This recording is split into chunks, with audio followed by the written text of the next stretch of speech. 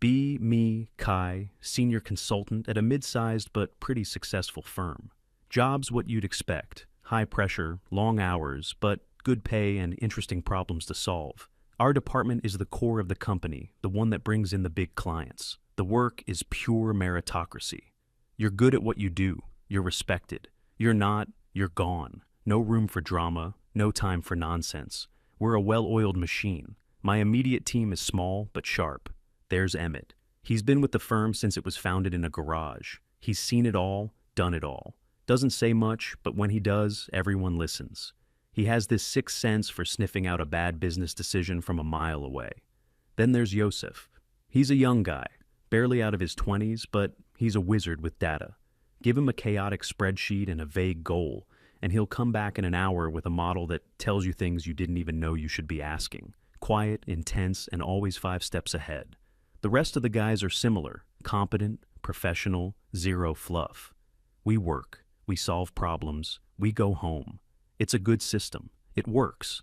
We consistently outperform every other department. I remember a few months back, we had this huge project for a major logistics client. Their whole supply chain was on the verge of collapse, and they were losing millions a day. Panic stations everywhere. The client sends us terabytes of disorganized data. Nobody knows where to start. Emmett takes one look at the initial report, just skims it for maybe 5 minutes, and points to one specific region. He says something like, he's seen a pattern like this before, back in the dot-com bust, a supplier issue masquerading as a distribution problem. While the rest of us are trying to wrap our heads around that, Yosef has already pulled the data for that region and is running it through some custom script. He doesn't even talk, just furiously types. The screen is a blur of code and numbers. An hour later, he puts a single chart up on the main screen. It's beautiful in its simplicity. It shows one single supplier consistently missing delivery windows by a few hours, creating a cascading failure down the entire line. It was so small, it was lost in the noise of the bigger data set. I take that chart, build a presentation around it, and by the end of the day, we're on a conference call with the client's CEO. We laid it out clean and simple. Here's your problem, here's the proof, and here are 3 ways to fix it by the end of the week. There was a stunned silence on the other end of the line. They'd had internal teams working on this for a month with no progress. We saved them. That's what we do. No politics, no feelings. Just cold, hard results. That's the environment. Professional respect earned through competence. And then she arrived. It started, as these things always do, with an all-staff email. Excited to welcome our new head of human resources. The email was a wall of text filled with all the right buzzwords. Synergy, paradigm shift, people-centric, forward-thinking. Attached was a picture, a woman in her mid-30s with a very polished corporate smile that didn't quite reach her eyes. Her name was Liliana. Her bio was impressive if you liked fluff. Lots of keynote speeches at HR conferences, articles written for industry blogs, and a background that seemed more focused on activism than on actual business administration. Yosef looked her up online and quietly sent a link to the team chat. Her social media was a masterclass in corporate ideology. Lots of posts about dismantling structures and challenging norms. Emmett leaned back in his chair, read the email on his screen, and just made a low grunting sound. He said he'd seen her type before. All theory, no practice. Thinks a business is a social experiment, not a system for generating profit. We all felt it. A quiet shift in the office atmosphere. The first sign of a storm on a clear day. For the first few weeks, things were quiet. She was probably observing and integrating. The first actual change was small. Another all-staff email. Subject: updating our communications policy for a more inclusive workspace. It was a mandate to include personal pronouns in our email signatures, not optional, mandatory.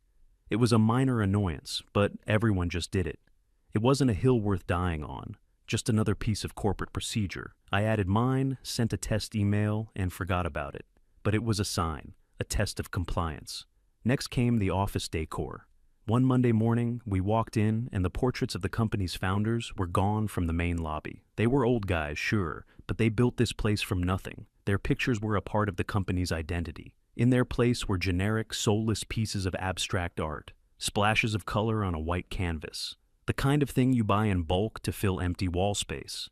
Emmett walked past, glanced at the new art, and muttered something about history being erased by people who never built anything. Liliana sent out an email later that day, explaining the change. She wrote that the old portraits did not reflect the diversity of our modern team, and that the new art was meant to be universally welcoming and non-representational. We were no longer a company with a history. We were a blank canvas for her to paint on.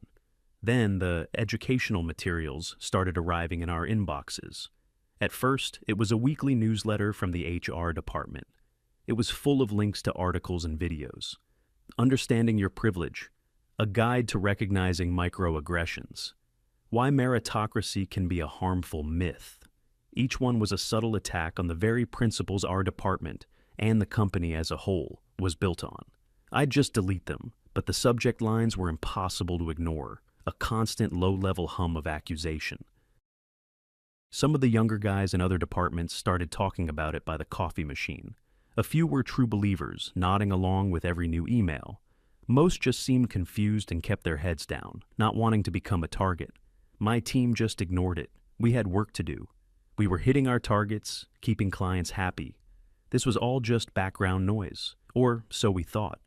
Liliana's next move was more direct. She introduced an anonymous feedback and safety portal, an online form where anyone could submit a complaint about anything or anyone, with the promise of absolute anonymity. She announced it in a meeting with a whole speech about creating psychological safety and providing a voice for the voiceless. Emmett almost coughed up his coffee. He later told me that, in his experience, anonymous complaint boxes only do one thing: breed paranoia and become a weapon for personal vendettas. For a month, nothing seemed to come of it. The portal was just a link on the company intranet. And then Liliana called a company-wide town hall meeting. Attendance was mandatory.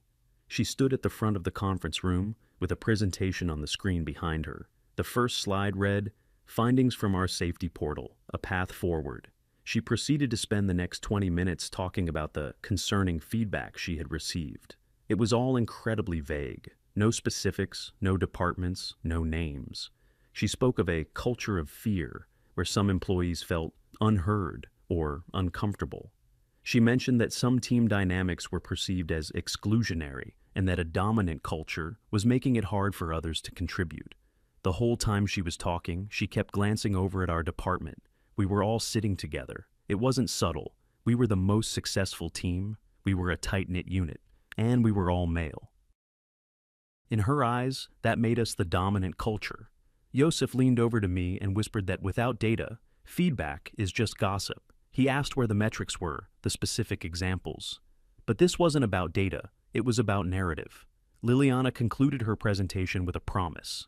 She said that based on this vital feedback, HR was developing a new comprehensive training initiative, an initiative to recenter the company's values and ensure every single employee is an active and educated ally. That was the first time we heard the word ally. It sounded like a threat. The email landed in our inboxes the following week. Subject: Mandatory Workshop. Synergistic Allyship for a Progressive Workspace. The email explained that every employee would be required to attend a 3-hour workshop. The workshop would cover topics like systemic privilege, toxic masculinity, and the role of an ally in dismantling oppressive structures within the workplace. My blood ran cold when I read toxic masculinity. This wasn't about professional development anymore. This was ideological re-education. But the worst part was at the very bottom of the email. It stated that at the conclusion of the workshop, all male staff would be required to sign a document. It was called the Pledge of Allyship. The email said this pledge was a demonstration of commitment and a foundational step in rebuilding trust within our corporate community. There was a link to a preview of the pledge. I clicked it. My stomach tightened as I read the text. It was a page of carefully crafted corporate speak, but the message was clear. It contained clauses where the signatory had to acknowledge their unearned privileges due to their gender. There was a commitment to actively step back in meetings to amplify marginalized voices. There was a promise to interrogate one's own unconscious biases and accept feedback on them without defensiveness. The most insidious part was a line stating that the signatory understood that their intent did not matter as much as their impact on others. It was a blank check for anyone to claim offense and have it be validated by default. It was a loyalty oath, an admission of guilt for a crime you didn't commit. I looked up from my screen. Across the desk pod, I saw Emmett's face. It was like granite. He'd finished reading it too. Yosef was staring at his monitor, not moving. He was probably already dissecting the legal implications of every single sentence. This was it. The final move. All the small things, the pronouns, the posters, the newsletters, it was all just groundwork for this moment. This wasn't a request. It was a demand for submission. A demand to trade our professional integrity for ideological purity. And it was mandatory. A quiet understanding passed between the men in my team without a single word being spoken. The machine had just been given a handful of sand. The day of the workshop arrived. The air in the office was thick with tension. Liliana had booked the largest conference room for the entire day, splitting the company into morning and afternoon sessions. Our department was scheduled for the afternoon. The women went in the morning session. When they came out, their expressions were a mix of things. Some looked self-righteous, others just looked bored and glad it was over. One or two seemed vaguely uncomfortable. My team spent the morning working. Nobody mentioned the upcoming session, but nobody was focused either. It was like waiting for a dental appointment you know is going to be painful. At 1 p.m., we all filed into the conference room. The lights were dimmed. Liliana stood at the front, smiling that same smile from her corporate headshot. Next to her was a woman she introduced as a special consultant, an expert in workplace dynamics and equity. For the next 2.5 hours, we were subjected to a relentless barrage of accusations dressed up as education. The consultant talked about men's conversational dominance, about how we interrupt more, take up more space. She put up slides with statistics that had no sources listed. She told anecdotes about anonymous men at other companies who had said or done the wrong thing, and then framed these stories as universal truths about male behavior. It was a masterclass in collective guilt. Every statement was designed to make us feel defensive, to put us on the back foot. The guys were silent, stone-faced. Nobody took the bait. Nobody argued. We just sat there and let it wash over us. There was a point where the consultant tried to get us to participate in a role-playing exercise. She wanted us to act out scenarios of problematic workplace behavior. Absolute silence. Nobody moved. She tried to coax us, saying it was a safe space. The silence in the room was so heavy you could feel it. It wasn't angry silence. It was the silence of complete and total non-participation. It was the sound of men who had checked out. After a few painfully awkward moments, she gave up and just skipped to the next section of her presentation. Finally, after what felt like an eternity, the educational part was over. Liliana stepped forward again, her smile looking a little strained now. The session clearly hadn't gone the way she'd planned. She was expecting an emotional reaction, arguments, something she could manage and control. She didn't get one. She got nothing. "Thank you," she said, trying to sound cheerful. Now, to conclude our session and solidify our commitment to these important values, we will proceed with the signing of the Pledge of Allyship. An assistant walked around the room, placing a freshly printed copy of the pledge and a nice ballpoint pen in front of every man. The documents lay on the table, stark white against the dark wood. The air grew even thicker. This was the moment, the culmination of her entire strategy. She had lectured us, tried to shame us, and now she was presenting the demand. Sign on the dotted line. Bend the knee. She stood at the front, beaming as if she were presiding over a historic treaty signing. "I will give everyone a few moments to read it over one last time," she said, her voice full of false magnanimity. "And then we can begin the signing." She looked directly at me. I was the senior person on the most senior team. She was going to start with me. She thought if I signed, everyone else would fall in line. I picked up the single sheet of paper. I didn't need to read it. I already knew what it said. I looked at the words. Unearned privilege. Amplify marginalized voices. Intent versus impact. It wasn't just paper. It was an instrument of control, a written record of my submission, a tool that could be used against me at any point in the future. Across the table, Emmett hadn't even touched his copy. He was just staring straight ahead at Liliana, his expression completely blank. To my left, Yosef was reading his copy, but not like a person reading a letter. He was reading it like a lawyer examining a hostile contract, his eyes scanning for every trap, every ambiguity, every weaponized phrase. The seconds ticked by in heavy silence. Liliana's smile began to falter. This was taking too long. It was supposed to be a formality. She cleared her throat. "All right, everyone. Shall we begin? Kai, if you would do us the honor of being the first to sign." Every eye in the room turned to me. I could feel the weight of their collective gaze. The other guys on my team, the men from other departments, Liliana, her consultant. Her smile was frozen on her face, an expression of supreme confidence. She believed she had me cornered. In her world, a public demand for conformity was a checkmate. To refuse was to declare yourself a pariah. I let the silence hang in the air for a few more seconds. I looked down at the paper, then back up at her. I made sure my expression was neutral, professional, not angry, not scared, just analytical. I placed the pen on the table, next to the document. I did not pick it up. "Liliana," I said, my voice calm and level, "I'm afraid I can't sign this." A collective, silent gasp seemed to go through the room. Her smile twitched, just for a fraction of a second. The mask slipped. "I'm sorry," she said, her voice a little sharper. "Could you repeat that?" "I won't be signing this document," I repeated, just as calmly. "And I have a few professional questions about its implementation, if you don't mind." She was not expecting this. She was expecting a quiet, compliant signature. "This isn't a forum for questions, Kai," she said, trying to regain control. "This is a statement of our company's core values." "I understand," I said, "and one of our company's core values is performance based on merit. My first question is about this clause here." I tapped the paper. The part about stepping back to amplify marginalized voices. Our project management methodology relies on the free and rapid exchange of ideas. The best idea wins, regardless of the source. How do we reconcile that with a policy that mandates we deliberately withhold input based on the identity of the speaker? It seems counter to the efficiency that makes our department profitable. My argument was framed entirely in the language of the business. Profitability, efficiency, methodology, words she couldn't easily dismiss. "It's about being a team player," she retorted, her voice losing its cheerful edge. "It's about creating a balanced conversation." "We already have a balanced conversation," I replied smoothly. "It's balanced by competence. Yosef is our data expert. When he speaks about data, we all listen. Emmett is our strategy expert. When he speaks about strategy, we listen. This document asks us to replace that system of merit with a system of identity. I need to understand, from a business process perspective, how that's an improvement."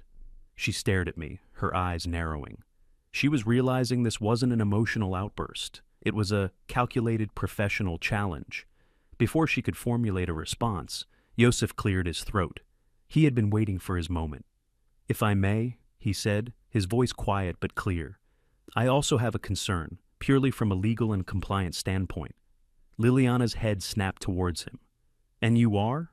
"Yosef, I'm a data analyst," he said, "and I'm looking at the clause that states, I acknowledge that my intent is secondary to my impact. As written, this is a legally perilous admission for any employee to sign." He had her full attention now. The word legal has a special power in a corporate environment. "This clause," Yosef continued, "effectively creates a new, subjective standard for professional conduct, where the emotional response of any individual can supersede both the signed employee's intent and established company policy. For example, if I provide critical feedback on a project, which is part of my job, and a colleague feels that my feedback had a negative impact on them, does this signed document become evidence against me in an HR dispute? Does it create a liability for the company by establishing a conduct standard that is impossible to consistently define or enforce?" He didn't sound angry. He sounded like he was genuinely trying to solve a logical problem.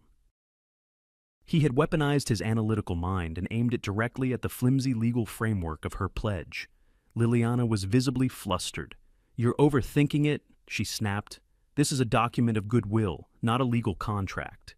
"With all due respect," Yosef said, not missing a beat, Every document an employee is required to sign as a condition of their role has legal weight. To suggest otherwise is professionally negligent.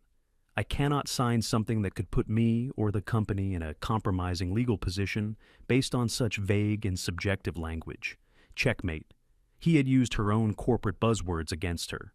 Liability, compliance, negligence. A low murmur went through the room. Other guys were nodding slowly.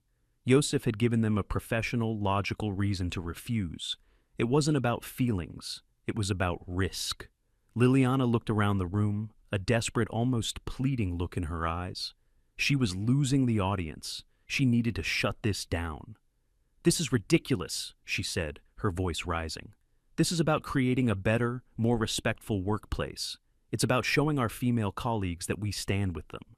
That's when Emmett decided to speak. He hadn't moved a muscle this entire time. He hadn't even looked at his copy of the pledge. He slowly, deliberately, pushed the sheet of paper towards the center of the table with the back of his hand, like it was a piece of trash. "Respect," he said, his voice a low rumble. It wasn't loud, but it cut through the tension like a knife. "You want to talk about respect for our female colleagues? Then let's talk about it. For the last 20 years, I've worked alongside the women in this company. We've closed deals together. We've solved problems together. We've built this company together. Respect is treating them as competent professionals. It's judging their work by the same high standard we judge everyone else's. That's real respect." He paused and leaned forward slightly. "This piece of paper," he said, his voice laced with contempt, "is not respect. This is condescension. It assumes that the women in this office are helpless children who need us to sign a piece of paper to amplify their voices. It's an insult to them, and it's an insult to us. It reduces our entire professional relationship to a patronizing gesture. We're not signing it." That was it. The final nail in the coffin. He had completely reframed the argument. He had taken her core premise, that this was for the benefit of women, and exposed it as a demeaning, disrespectful farce. Liliana's face went from pale to beet red. She had lost. All three of her main targets had dismantled her initiative from 3 different angles: business practicality, legal liability, and true professional respect. And then, the final act of defiance began. One by one, the other men in the room began to follow Emmett's lead. Silently, calmly, each man placed his pen on the table. Each man pushed his copy of the pledge toward the center. There were no speeches, no angry words, just a quiet, unified, and absolute rejection. It was a wave of silent resistance, spreading from our table to the rest of the room. Liliana watched, her mouth slightly agape, her eyes wide with disbelief. She had expected a few grumbles. She had expected maybe 1 or 2 difficult individuals whom she could isolate and discipline. She had never, in her wildest dreams, expected all of them, united, calm, and completely immovable. The sight of 24 unsigned pledges and 24 pens lying untouched on the table broke her. Her professional demeanor, already cracked, shattered completely. "Fine," she yelled, her voice shrill and echoing in the silent room. "Fine. If you all want to cling to your fragile masculinity, that's your choice." Her expert consultant looked horrified and tried to subtly signal for her to calm down. But it was too late. "I cannot believe this level of hostility," Liliana continued, her voice trembling with rage. "This is exactly the kind of toxic behavior this workshop was designed to address. You are proving my point for me." She was pointing a shaking finger at us now. "This is insubordination, all of you. You think this is over? This is going in your permanent records. I am taking this to the partners. We'll see how brave you are when your jobs are on the line." And then she just stood there, breathing heavily, her face flushed, her eyes darting around the room at the sea of calm, unimpressed faces. The contrast was devastating. Her hysterical, emotional outburst against our wall of quiet professionalism. Nobody said a word. We just sat there and let her tirade burn itself out. After a few more seconds of heavy, awkward silence, she seemed to realize what she had done. She had completely lost her composure in front of 30 employees. She grabbed her notes from the lectern, turned on her heel without another word, and stormed out of the conference room, her consultant scurrying after her. The meeting was over. We all just sat there for a moment, the spell of the confrontation slowly breaking. Then, quietly, we all stood up and filed out of the room, leaving the pile of unsigned pledges in the middle of the tables. The walk back to our desks was surreal. The rest of the office was quiet, people pretending to be absorbed in their work, but obviously aware that something major had just happened. The air was buzzing. My team sat down at our desks. Nobody spoke about it. We just opened our laptops and went back to work. Or tried to. The threat of her taking it to the partners hung in the air. Had we won the battle, but were about to lose the war? An hour later, an email from my partner's assistant appeared in my inbox. Subject: meeting. The body was simple. The senior partners would like to meet with you and Liliana in the main boardroom tomorrow morning at 9 a.m. The summons had arrived. The next morning, I walked into the main boardroom. It was one of those old-school rooms with a massive dark oak table and leather chairs. On the walls were framed photos of the company's biggest projects, monuments to results and achievement. Liliana was already there, sitting on one side of the table. She looked composed, her professional mask back in place, but her eyes were cold and hard. At the head of the table sat the firm's senior partner. He was a man in his late 60s, one of the original founders who Emmett had worked with back in the garage days. He was a legend in the industry, a man who cared about exactly two things: the quality of the work and the number on the bottom line. He was not a man who had any time for nonsense. He nodded at me as I sat down opposite Liliana. "All right," he said, his voice quiet but carrying immense authority. "I've read Liliana's report on yesterday's workshop, a very dramatic report. It describes a coordinated act of insubordination and the creation of a hostile work environment. It recommends disciplinary action against every man in that session. Now, Kai, I'd like to hear your version." "Keep it brief." I took a breath. "There was no insubordination," I said calmly. "There was a professional disagreement. We were asked to sign a document that we believed was poorly conceived, legally problematic, and contrary to the company's established principles of meritocracy." I then quickly and concisely laid out the three main objections we had raised. My point about business efficiency, Yosef's point about legal liability, and Emmett's point about the gesture being condescending rather than respectful. I kept it factual and emotion-free. The partner listened intently, his fingers steepled in front of him. He didn't interrupt. When I was finished, he turned to Liliana. "Liliana," he said, "your report claims the men were hostile. Kai's description sounds like a business discussion. Which was it?" "It was their tone," she insisted. "It was a coordinated attack on my authority. They were using legalese and business jargon to mask their refusal to engage with the important themes of the workshop. It's a classic tactic of deflecting and derailing." The partner raised an eyebrow. "So, they raised valid business and legal concerns, and you interpreted that as hostility." "They were resisting," she said, her voice starting to rise again. "They were resisting progress. They refused to acknowledge their privilege." "This firm doesn't pay people based on their privilege, Liliana," the partner said, his voice turning icy. "We pay them to solve problems for our clients. Kai's team is the most profitable unit in this entire company. Their efficiency is based on a culture of ruthless meritocracy, which you seem to be trying to dismantle." He picked up a copy of the pledge. "I've read this document," he said. "Our legal counsel has also read it this morning. Their opinion," he paused, letting the words sink in, "is that Yosef's analysis was, and I quote, 100% correct. They advised that having employees sign this would be a monumental and unnecessary legal liability." Liliana's face went completely white. "You put this company at risk," the partner continued, his voice low and dangerous. "You did so without consulting legal and without any thought to the impact on our most valuable employees. You alienated an entire department, not with a well-reasoned business proposal, but with an ideological loyalty test. You then lost your composure and threatened them when they calmly refused to comply. Your report was not a professional assessment. It was an emotional tirade." He tossed the pledge onto the table. It slid across the polished wood and stopped right in front of her.